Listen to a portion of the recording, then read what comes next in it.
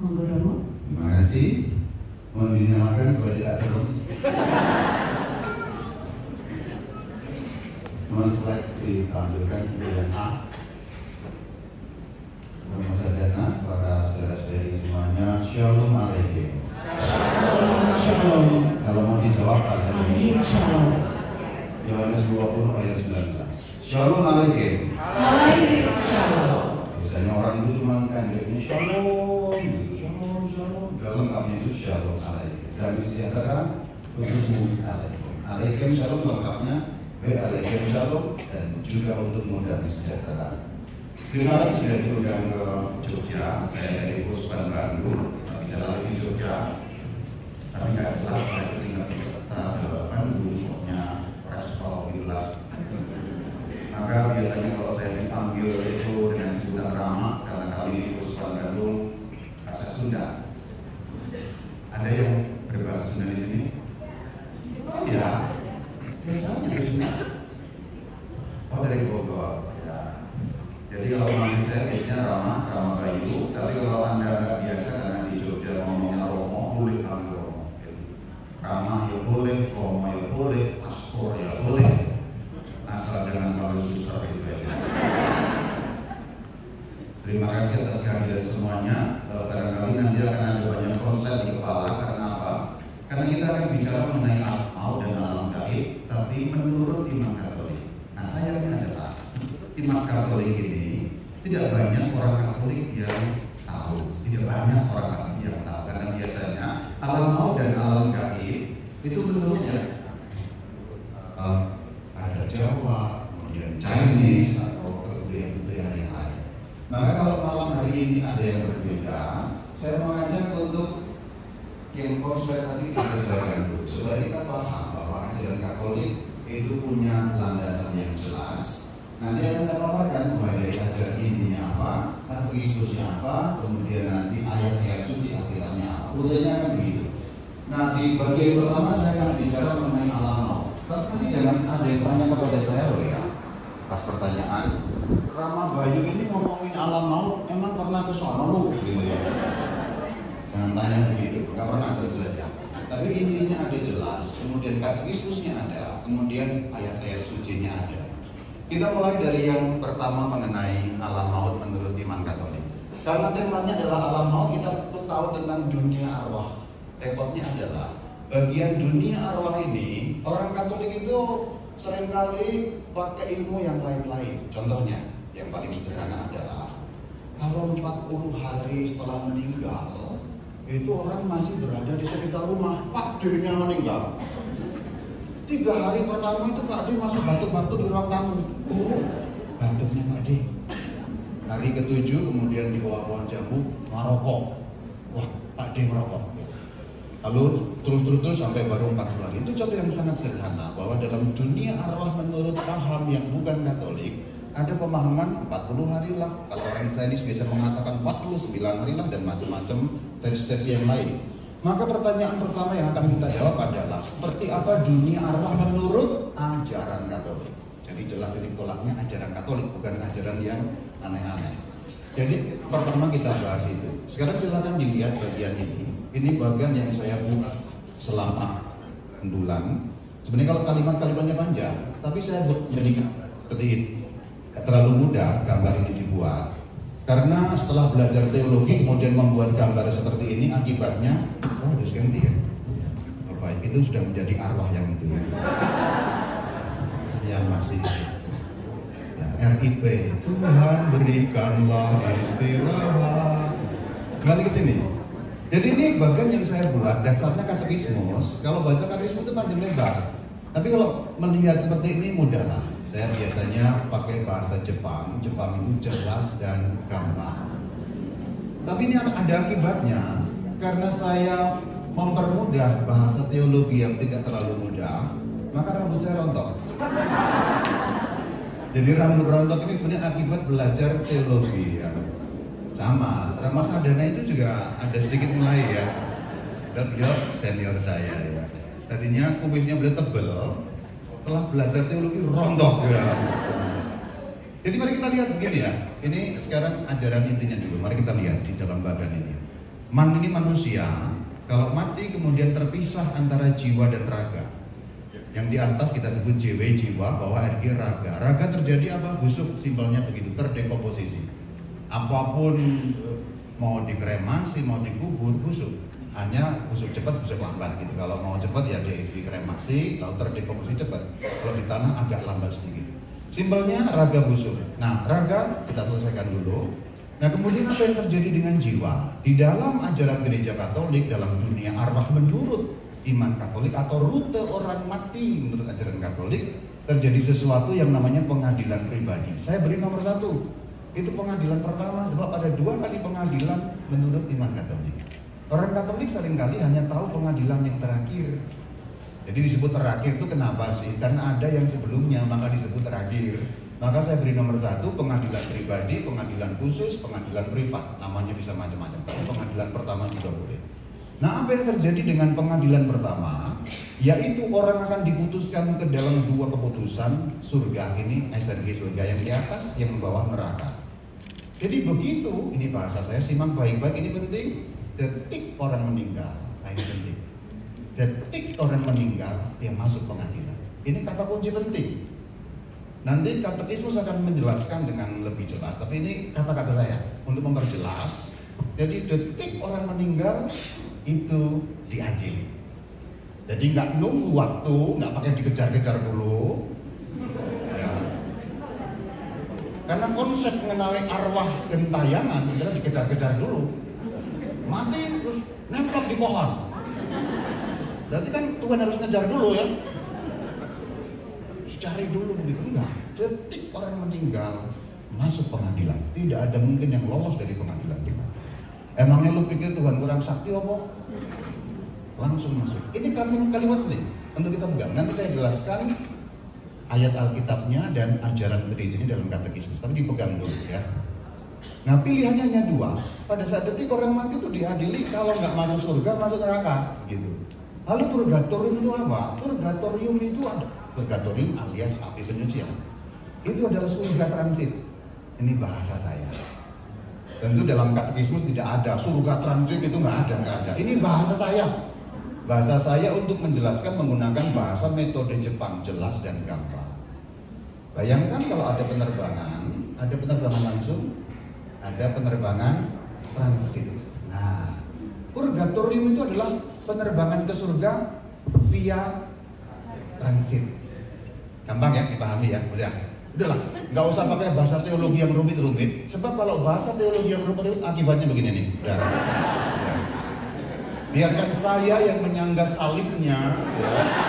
Roma-Roma yang memanggul salibnya, sebab firman Tuhan Yesus, siapa mau ikut aku pikul salib, saya pikul Tuhan. Apa? Kebotakan. Saya kurang ganteng nggak apa-apa, yuk nggak apa-apa, serapayu, rapopo gitu ya. Nah, saya pikul salibnya. Jadi ini surga langsung, surga transit.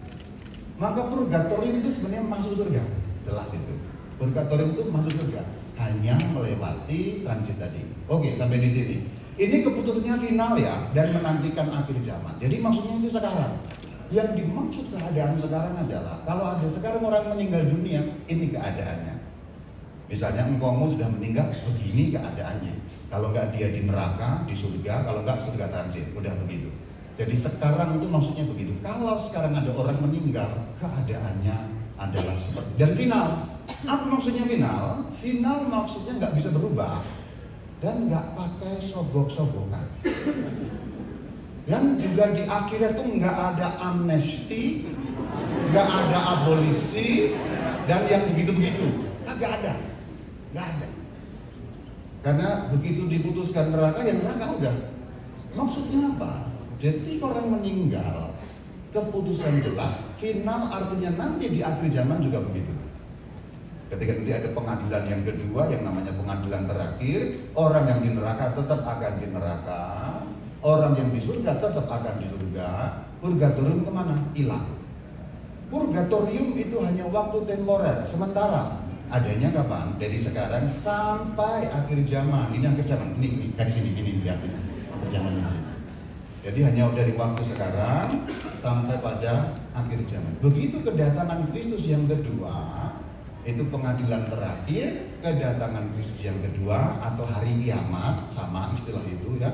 Pengadilan terakhir, kebangkitan itu terjadi waktu yang sama. Tidak ada lagi namanya purgatorium, hanya ada dua, surga dan neraka. Surga itu kebahagiaan sejati, kemudian neraka itu mengutubi diri. Saya jarang menggunakan istilah surga dan neraka biasanya karena seringkali kalau orang dengar kata surga, dengar kata neraka, bayangannya itu aneh-aneh. Aneh-aneh, betul aneh-aneh. Surga nanti kita bisa makan enak semua makanan. Lah bedanya apa dengan restoran kalau begitu? Kalau cuma begitu. Atau kalau neraka dibayangkan yang aneh-aneh. Neraka itu kalau orang suka ngomongin temennya, dipotong lidahnya, nunggu lagi. Nah begitu yang dibayangkan. Apalagi kalau suka ngomongin romonya, nah ini bahaya. Ini bahaya. Dipotong nunggu lagi, dipotong nunggu lagi. Itu gambarannya. Apakah begitu neraka? Saya kira tidak begitu. Terlalu cemen kalau neraka seperti itu. Terlalu cemen ya. Kalau cuma begitu Pak, sebab ada namanya penderitaan spiritual, penderitaan batin yang jauh melebihi penderitaan jasmani. Nanti kita bisa uraikan lebih jauh. Sampai sini jelas ya. Ini penting sekali, pengadilan pribadi nomor 1, final dan menantikan akhir zaman. Orang satu-satunya yang raganya nggak busuk itu Bunda Maria. Kalau yang lain raganya busuk. Saya beri contoh, Rasul Petrus. Rasul Petrus begitu meninggal dunia terpisah, jiwanya masuk surga. Tentu kalau namanya santo itu sudah jelas surga. Santo itu santus artinya kudus. Kalau Anda kudis, jelas itu ya. Jadi maka masih berjuang untuk menjadi kudus. Nah, Rasul Petrus itu di surga, tapi apanya yang di surga sebenarnya? Jiwa atau roh garis miring jiwa itu sama. Roh garis miring jiwa itu hal yang sama. Kalau kita mengatakan Santo Petrus di surga, Santo Yohanes di surga, tapi badannya Santo Petrus di mana coba? Ya di bumi, persisnya di mana? Tentu saja di bumi. Tapi di mana? Ya di Vatikan, di bawah altar agung itu. Jadi membumi. Nah ini, semua santo-santa sekalipun seperti itu raganya akan hancur, terdekomposisi. Nanti nunggu akhir zaman dan sekarang pura-puranya sudah akhir zaman saja ya, cepat ya. Kalau kita nunggu beneran nggak selesaikan sebenarnya kan? Ya kan? Ya pura-puranya akhir zaman gitu lah. Masa kita mau sudah tunggu dulu, tunggu akhir zaman. Mau kesuwen itu lama sekali kan ya. Nah sekarang pura-puranya akhir zaman. Apa yang terjadi dengan akhir zaman? Begini, raga yang membusuk tadi kemudian dibangkitkan. Ini yang disebut kebangkitan badan. Kebangkitan badan artinya badan yang sudah hancur tadi dibangkitkan oleh Tuhan menjadi badan baru. Istilahnya tubuh rohani, tubuh kebangkitan yang nggak mungkin mengalami rusak lagi. Ini perbedaannya adalah kalau badan sebelum kebangkitan mengalami rusak. Contoh kerusakan adalah mata minus, ini rusak. Contoh yang kedua rambut rontok. Ya. Contoh yang ketiga gigi tanggal. Untuk ibu-ibu adalah wajah keriput-keriput. Nah itu. Setelah kebangkitan nggak ada begitu. Jadi kalau Anda yang punya usaha optik hati-hati. Akhir zaman tidak perlu kacamata saudara. Optik tutup. Lalu juga untuk ibu-ibu tenang, kalau sekarang butuh skincare Korea, ya kan? Nanti setelah akhir zaman kebangkitan tuh, kamu nggak perlu lagi, ibu-ibu itu nggak perlu lagi skincare Korea, mulus. Nanti Romo Sadana itu sekarang sudah ganteng, akan dalam versi terganteng dan tercakupnya. Iya, sama Rama Boy juga begitu, akan melebihi dari Lee Min Ho pasti ya. Lebih. Jadi versi terbaik kita. Tapi itu tidak terlalu penting, intinya adalah apa? Tidak mengalami kehancuran lagi. Tubuh rohani, badan kebangkitan, gampangnya nggak lagi dikuasai hukum alam begitu. Contohnya ada di mana? Kebangkitan baginda Yesus. Kebangkitan baginda Yesus ketika para murid itu berkumpul, pintu-pintu terkunci, betul ya? Ada di mana itu? Tahu cerita itu? Tahu ya? Yang pada saat Tuhan Yesus bangkit, para murid belum tahu. Lalu mereka mengunci pintu. Tahu ya cerita itu ya? Manggut-manggutnya biar kita tahu ya. Tahu gak kayak? Gitu ya. Manggut-manggut biar saya menduga Anda ini Katolik gitu loh ya kan. Ketika pintu terkunci, tiba-tiba dalam bahasa Jerman, ujuk-ujuk Tuhan Yesus ada di tengah-tengah mereka. Lalu mengatakan apa? Shalom alaikum. Makanya saya sering mengatakan Shalom alaikum, itu ayatnya di Yohanes 20 ayat 19. Karena itu perkataan baginda Yesus yang telah bangkit, di mana para murid takut. Shalom alaikum. Kalau bahasa Ibrani-nya bunyinya adalah seperti itu. Ya. Irini paksi kalau bahasa Yunani-nya. Nah, mereka mengunci pintu, artinya ada tembok, ada pintu. Tapi kenapa bisa nembus pintu? Bisa nembus tembok, nggak pakai kentok pintu, nggak pakai bel. Karena badannya Tuhan Yesus, badan baru, badan kebangkitan yang nggak lagi dikuasai oleh apa? Hukum alam. Demikian juga ketika Tuhan mengatakan, aku tunggu kalian di Galilea. Galilea dan Yerusalem itu jaraknya kira-kira relatif 150 km. Dari sini sampai kemana? Purwokerto barangkali? Purwokerto ada ya kurang lebih ya. Jadi ditunggu di Galilea itu di wilayah utara kurang lebih 150 km. Tuhan hanya mengatakan, celing, hilang. Emangnya Romo Bayu tadi harus naik kereta dari Purwakarta, kejak. Suenya nggak sampai gitu ya. Seandainya badan kebangkitan saya mau pergi dari Jawa Barat ke Jawa Tengah, celing, langsung sampai sini. Celing, loh kok kamar mandinya orang malah kaget ya gitu. Itu Gojeknya begitu, tapi Anda nangkep maksudnya. Nah, di dalam badan kebangkitan ini tidak ada lagi penguasaan hukum alam atas badan kita. Nah, kemudian dipertemukan dengan jiwa. Jiwa kan nggak bisa mati. Jiwa nggak bisa mati, nggak bisa hancur, nggak bisa rusak jiwa ini. Meskipun ada istilah sakit jiwa, tapi yang sakit bukan jiwanya, sebenarnya mentalnya itu beda lagi. Kalau ada yang tanya, kalau jiwa sakit, yang sakit jiwa, bukan itu sakit mental, beda ya. Sebelum ditanyakan saya udah jawab duluan ya, karena saya tahu ada yang mikir begitu, sakit jiwa berarti apa? Saya tahu. Aku bisa membaca dari mata, saudara. Kembali ke sini. Jiwa nggak bisa mati dipertemukan, maka namanya MKB, manusia kebangkitan. Nah, pada saat manusia kebangkitan itu kemudian ada pengadilan terakhir yang kedua. Kapan terjadi? Akhir zaman, ketika sang kekala ditiup, ketika sang Kristus datang untuk kedua kalinya. Ini pengadilan terakhir atau yang kedua, hanya ada surga dan neraka. Beres. Jadi kalau kita bicara mengenai alam maut menurut iman Katolik, ya cuman begini, udah selesai, pulang aja udah. Ini udah selesai, cuman begini aja, udah selesai. Bahannya nggak banyak sebenarnya. Kalau Anda menguasai ini, cuma memang nanti implikasinya banyak. Kalau Anda nggak menguasai ini, Anda nanti akan banyak ditipu oleh kuasa gelap. Itu tema yang kedua, alam gaib. Nah, itu banyak ditipu. Kalau Anda nggak menguasai ini, ilmu ini, Anda akan banyak ditipu oleh kuasa gelap yang sering juga meniru atau juga berpura-pura menjadi orang-orang yang sudah meninggal. Itu sering kali, apalagi di kebudayaan kita, wong Jawa gini, orang Sunda juga banyak, orang Chinese juga begitu. Nah, tadi itu 40 hari nggak pergi-pergi, kurang lebih begitu. Maka kalau sampai di sini Anda pulang beres sebenarnya. Tapi kalau mau tahu sebenarnya ini landasannya ada di mana, dengarkan terus. Setelah kita tahu bagian ini, kita bertanya mana landasannya. Jangan-jangan Romo Bayu ini ngawur nih. Jangan-jangan yang diomongkan bukan sesuai dengan ajaran gereja kan? Oke, sekarang saya mau bertanggungjawabkan. Ini intinya sudah ketangkep, landasannya mana? Yuk sekarang kita mulai dari pengadilan yang terakhir. Ayatnya ada di KGK. KGK itu artinya Katekismus Gereja Katolik, yaitu pada artikel atau nomor 1021. Yuk kita baca sama-sama.